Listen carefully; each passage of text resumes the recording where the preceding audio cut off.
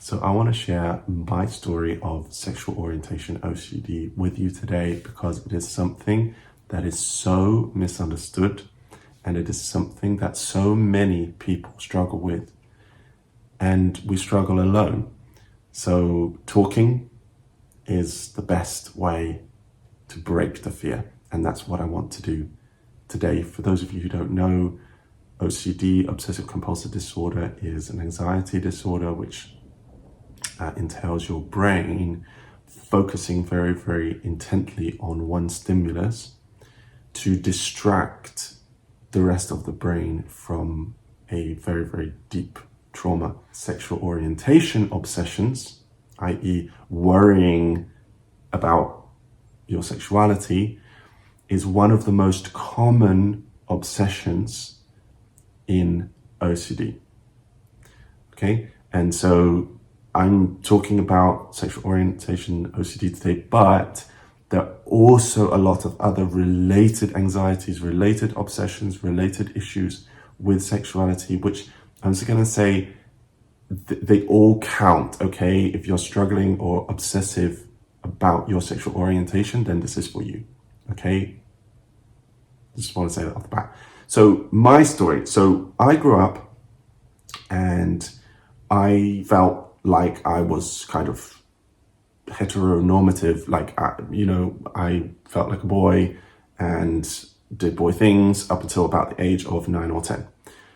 Then at that point, actually my parents divorced, and that was extremely traumatic for me. And then at the exact same time, I started to worry that I was not like the other boys.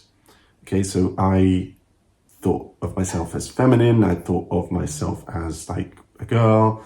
And then as I grew up through kind of adolescence into puberty, I started to worry that I was different. So this was the first part. When I grew up in the 90s and 2000s, it was really difficult because the word gay was used as a derogatory term. There wasn't a lot of support for people of different orientations, and there certainly wasn't any talk of bisexuality, asexuality, fluidity, anything like that. It was like, you're straight or you're gay, and gay is bad. So gay was this totemic symbol of rejection. It was this totemic symbol of something that was bad. It was awful, it was scary, it was wrong, it was terrible. I also grew up in a very strict Christian family, which didn't help. So I became obsessed with the idea that I was different, that I was girly, that I wasn't one of the boys. And then, of course, I got obsessed with the idea that I was gay. This is just what I was being told every day. Mark, you're gay. Mark, you're a girl. All the rest of it. Now, I didn't tell anyone about this because, of course, if I told anyone about this, then that would be basically like an admission that I was gay, right? Such was the pressure and the stigma. I felt I had nowhere to go. So I just kept it inside. And of course, with traumatic things like that, keeping it inside creates huge anxiety, huge repression, and the thoughts go round and round and round. There's nowhere to kind of like let off the valve. So I became very isolated, very alienated. The fact that I felt different compounded the fact that I felt different and compounded it again. So the more and more I felt different, the more it just got worse and worse. And then, to my horror, I actually started developing attractions to the same gender. The thing was, though, that I also had attractions to women, to girls as well. And this is where my experience of sexual orientation OCD may differ from other people's. I define as bisexual, but my obsessions took place around whether I was or wasn't gay. So a lot of people who have sexual orientation OCD are actually straight, right? But they obsess that they are gay. I happen to be bi. I obsessed that I was gay. It doesn't actually matter. People of any orientation can have SOOCD. I just happen to be bi. So what happened was I started to think about it all the time. There would not be an hour of the day that would go by without me obsessing about it. I couldn't concentrate. I couldn't think. I couldn't enjoy life. I couldn't go out with people. What I started to do was I started to write things down obsessively. It would take hours and hours and hours and hours and hours. I would actually try and get away to like hide away and like do my writing. Yeah, I didn't want to be around people because I just wanted to focus on this. And it would go round and round and round. I would obsessively watch people. What is that person doing? Why are they like this? If they're straight, what are they doing different to me? How are they different to me? Why am I different? If they're gay, it would create all of these feelings like, am I like them? And if I am, then why? And why am I different? Right? So I would compulsively compare people all the time. I also made a recording, yeah, where I kind of wrote down all of these lines and then recorded it and listened to it over and over and over in my head, because I thought that if I did that, it would help me to become like stable. And this was a theme that I had all that. By the way, if anyone's struggling with this and you want to come and get coaching from me, I'm a specialist coach in this area. You can click the link above and come for coaching. I help hundreds of people to navigate HOCD, SOOCD, and other related anxieties. So please, you're not alone. You can come and join us. So I did these compulsions. The idea was that I needed to find this stability, and I couldn't find this stability without doing the compulsions, which took hours. What I would also do is build myself up. Oh, sorry. I actually get emotional talking about this. So I actually get emotional talking about this because it was so traumatic. And I'm so happy that I managed to survive. Okay. Those of you who experience this, you'll know how real that emotion is. I'll try and carry on. So when I was due to see someone, I would be so obsessed with the way that I was coming across, because it wasn't just my attractions. It was actually the way that I came across as well. Was I masculine? Was I feminine? Was I showing that I was gay? Or was I behaving in the way that I should?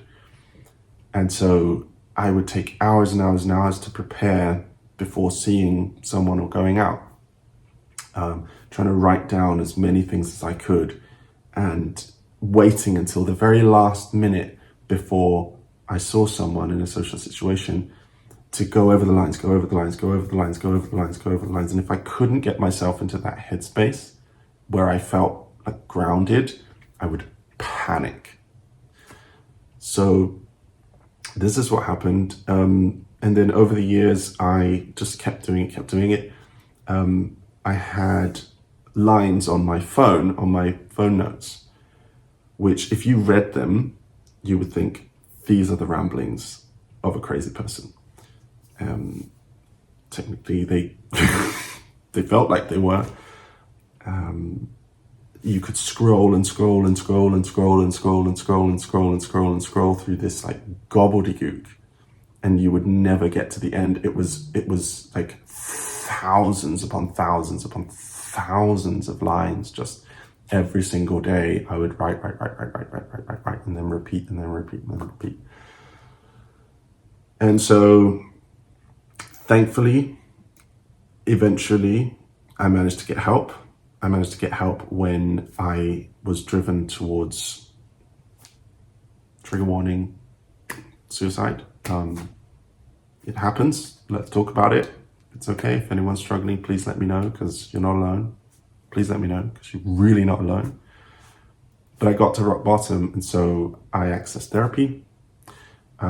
Talking about it was just amazing. Talking about it to anyone. If you want to talk about it, come and talk about it here. We are a community of people who get it. So please come talk it out. The more you can uproot those things that you've kept inside, the more you will heal. So please talk. The second thing that I did was I actually met amazing people. So I allowed those people into my life. I met amazing friends, straight guys who were amazing friends, who accepted me for who I was, gay guys who were amazing friends and accepted me, you know. And then I actually had girlfriends, partners, who accepted me for the type of man that I was, with the SOOCD. Yeah, so I wasn't hiding it anymore, and with whatever my sexuality was, you know. And so then the next thing was I came to accept my bisexuality. Yeah. And I just decided that, okay, my sexuality is what it is. It is what it is. It might not be gay, it might not be straight, but it just is me. Okay. And so that acceptance allowed me to break the HOCD. And then I also started this channel, you know. So this channel was a way for me to speak out, to tell my story, to also channel some of those compulsions, because I have quite an obsessive compulsive mind. So, you know, I make my content all day, and it really, really helps me to channel that into a positive thing. So channeling the compulsions into positive things really, really helped me. And then finally, I got some really serious trauma therapy. So I did EMDR therapy, incredible. And so I managed to break it. Yeah, it'll always be there. It'll always be there. But you can get through it. Thank you for listening. If this will be helpful to someone, then please share it. Please follow us and subscribe for more on this topic. And if you'd like to know more about SOOCD, then check out these videos right here. You are not alone. Have a great day. I love you so much. And thanks for listening. Bye for now.